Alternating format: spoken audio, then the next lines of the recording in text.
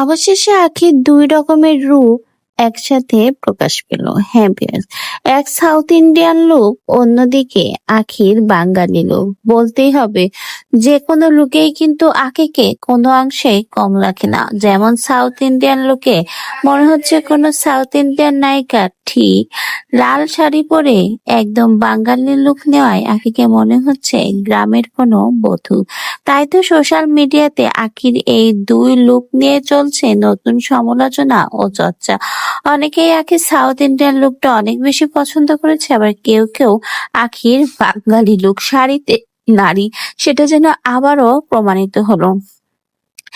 এক মেয়ের দুই রূপ দেখে সকলেই কিন্তু অনেক বেশি প্রশংসা করছে। সকলের মুখে মুখে একটাই কথা, আখি যে কোনো লুক নিক না কেন, প্রত্যেকটা লুকেই আখিকে লাগে চমৎকার এবং অসাধারণ স্নিগ্ধময়ী।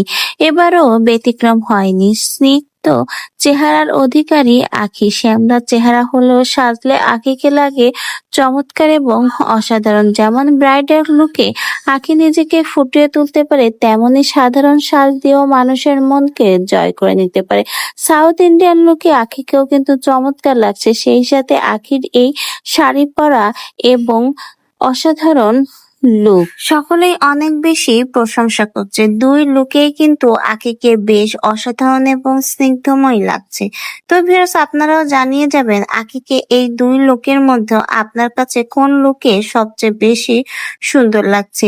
রিসেন্টলি আবারও আখি ট্যুরে গেছে তার ছোট বোন রিয়াকে নিয়ে। 2 দিন আগে আখি তার পরিবারকে নিয়ে কক্সবাজারে ঘুরে আসলো। এবার ছোট বোনকে নিয়ে আবারও গিয়েছে নতুন করে ট্যুরে। আখির এই ট্যুরকে ঘুরে নতুন নতুন আলোচনা সমালোচনাও কিন্তু কম হচ্ছে না। অনেকেই বলছে আখি কেন এত ঘন ঘন ট্যুরে যাচ্ছে, এর পেছনের কাহিনী কি। তো বেশ, এত মন্তব্য শুনে আপনাদের এই বিষয়ে কি মন্তব্য বা মতামত অবশ্যই আমাদের কমেন্ট বক্সে জানিয়ে যেতে ভুল করবেন না, এবং নতুন ভিডিওর আপডেট পেতে আমাদের চ্যানেলটিকে সাবস্ক্রাইব করে পাশে থেকে যেতে পারেন। ধন্যবাদ।